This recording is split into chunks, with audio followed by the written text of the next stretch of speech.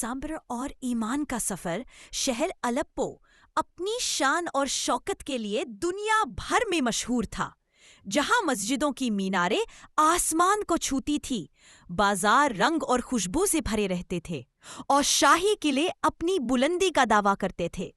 صبح کے وقت جب مسجدوں سے اذان کی آواز گونجتی تو الپو کے لوگ اپنے کام کے لیے نکل پڑتے، کوئی کھیتوں میں، کوئی بازار کے دکانوں پر اور کوئی قلعوں کے بڑے بڑے دروازوں کے پیچھے۔ لیکن اس خوبصورت منظر کے پیچھے ایک سچائی چھپی تھی، امیر اور غریب کے درمیان ایک گہری کھائی جسے صرف اسلام کا پیغام ہی پار کر سکتا تھا۔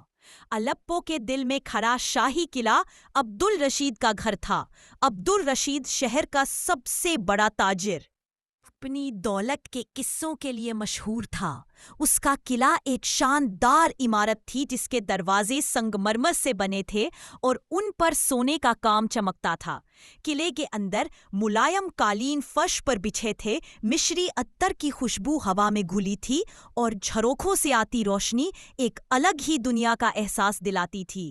اسی قلعے میں رہتا تھا عبدالرشید کا چھوٹا بیٹا قاسم ابن رشید، ایک 25 سال کا جوان جس کا چہرہ خوبصورت، آنکھیں گھمنڈ سے بھری اور دل ایک عجیب سی بے چینی کا شکار تھا۔ قاسم اپنے کمرے کے بلند جھروکھے کے پاس کھڑا تھا جہاں سے پورا الپو نظر آتا تھا۔ اس کے ہاتھوں میں ایک سونے کا گلاس تھا جس میں گلاب کے پھولوں والا شربت تیر رہا تھا۔ اس نے اپنے دوست حامد کی طرف دیکھا جو ایک ملائم تکیے پر بیٹھا تھا اور ایک طبق میں کھجور کھا رہا تھا۔ حامد 27 سال کا جوان اپنی شرارتوں اور زندگی کے مزے لینے کے لیے مشہور تھا۔ اس نے مذاق بھری آواز میں کہا، قاسم، تو پھر اسی سوچ میں ڈوبا ہے۔ تجھے یہ قلعہ، یہ دولت، یہ شان، سب کچھ ملا ہے۔ اب کیا چاہیے؟ چل بازار چلتے ہیں، وہاں کے تماشے دیکھیں گے۔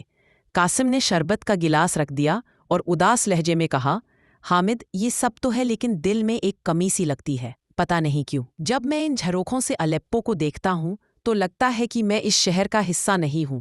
حامد نے ہنس کر کہا، ارے تو بھی نہ، یہ سب غریب لوگوں کے خیال ہے۔ ہمارا کام ہے زندگی کے مزے لینا۔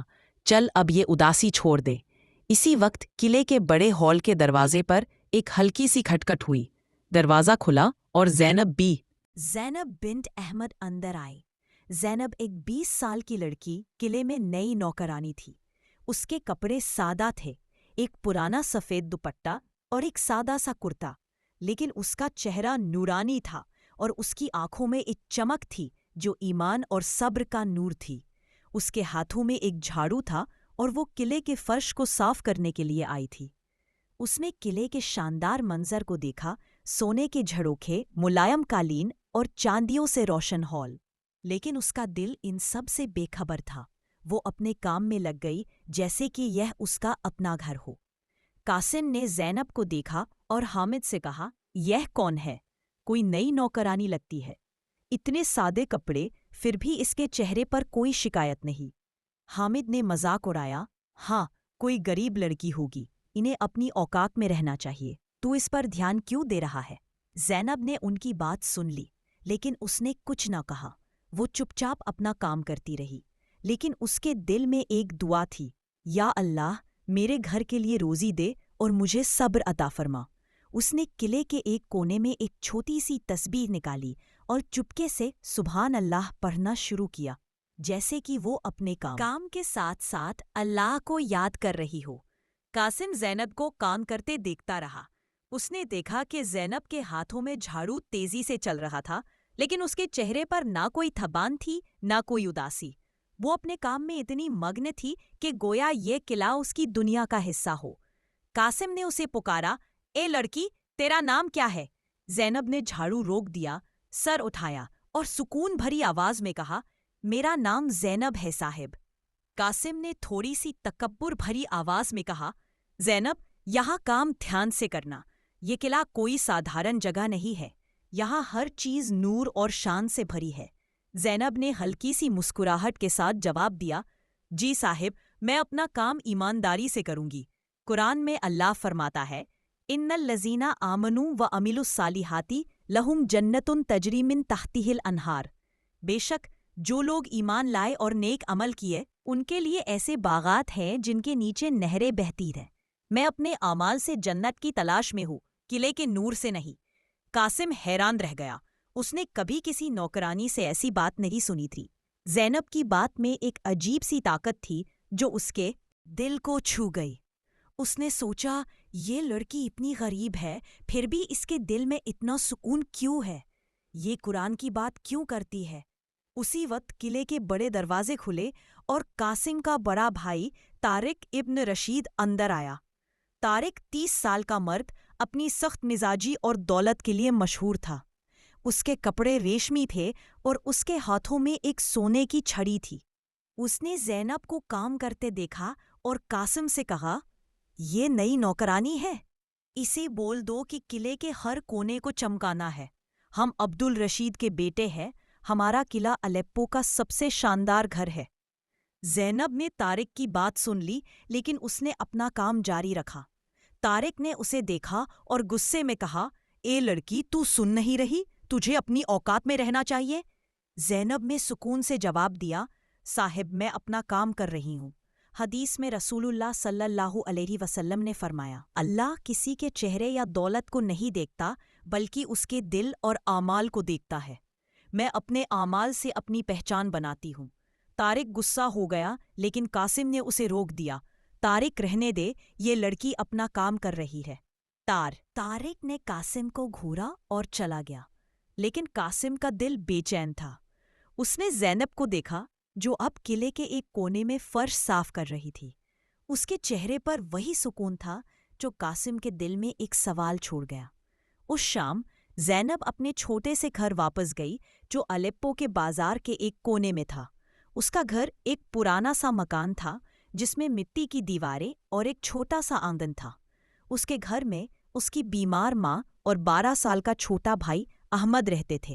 زینب نے اپنی روزی، قلعے کے کام کی پہلی مزدوری، اپنی ماں کے ہاتھوں میں دی اور کہا، امی، یہ قلعے کے کام کا پیسہ ہے، انشاءاللہ اب ہم قرض کا کچھ حصہ ادا کر دیں گے۔ اس کی ماں نے آنسوؤں کے ساتھ کہا، زینب، تو ہمارا سہارا ہے، اللہ تجھے ہمیشہ خوش رکھے۔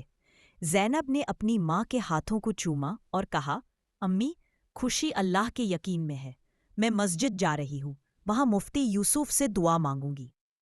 الیپو کی بڑی مسجد، جس کے بلند محراب اور نورانی چاندوں سے روشن میناریں تھیں، شہر کا دل تھی۔ زینب وہاں پہنچی جہاں لوگ مفتی یوسف کی تعلیم سننے کے لیے جمع تھے۔ مفتی یوسف ایک 60 سال کا بزرگ، اپنے نورانی چہرے اور علم کی وجہ سے لوگوں کے لیے مثال تھے۔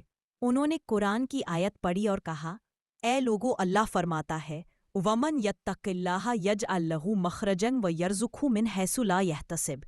جو اللہ سے ڈرتا ہے، اللہ اس کے لیے راستہ نکالتا ہے اور اسے وہاں سے روزی دیتا ہے جہاں کا اسے گمان بھی نہیں۔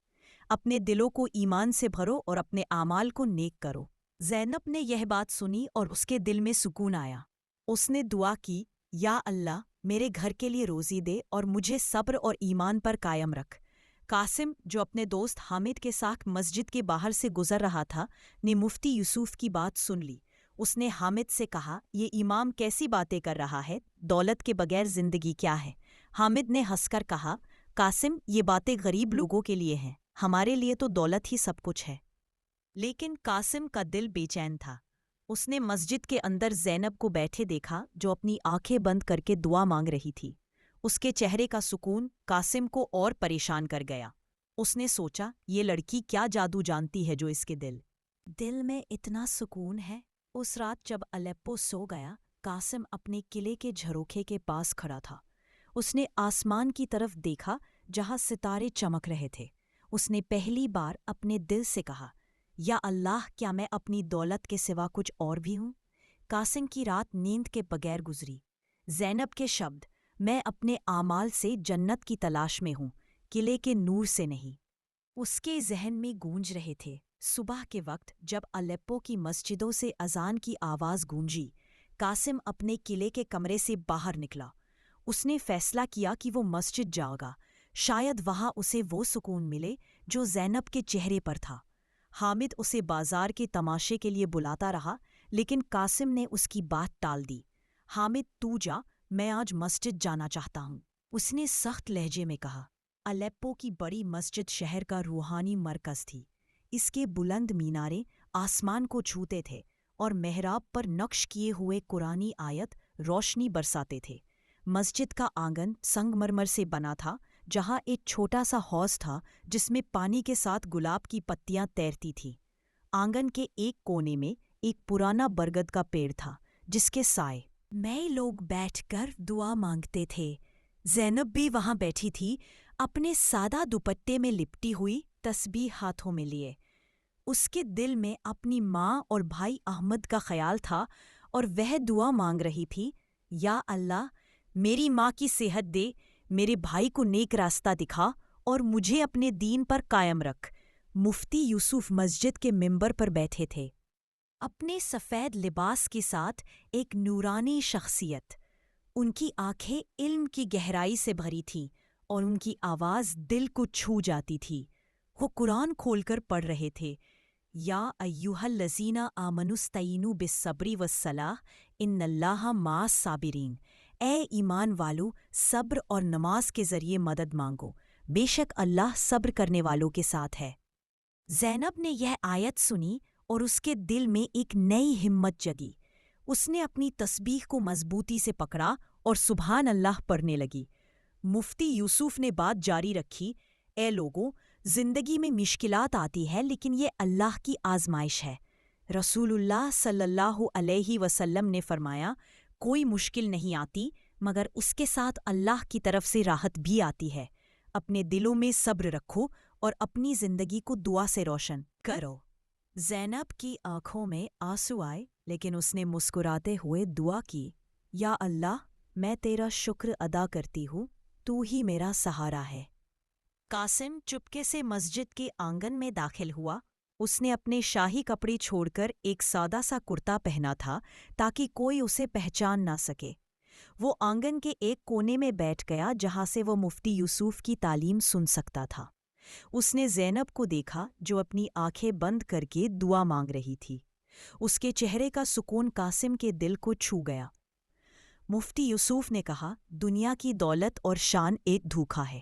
قرآن میں اللہ فرماتا ہے، وما حیات الدنیا الا لعب ولہو۔ دنیا کی زندگی ایک کھیل اور تماشا ہے، سچی زندگی آخرت کی زندگی ہے۔ قاسم نے یہ بات سنی اور اس کا دل بے چین ہو گیا۔ اس نے سوچا، کیا میری دولت، میرا قلعہ، سب کچھ ایک دھوکا ہے؟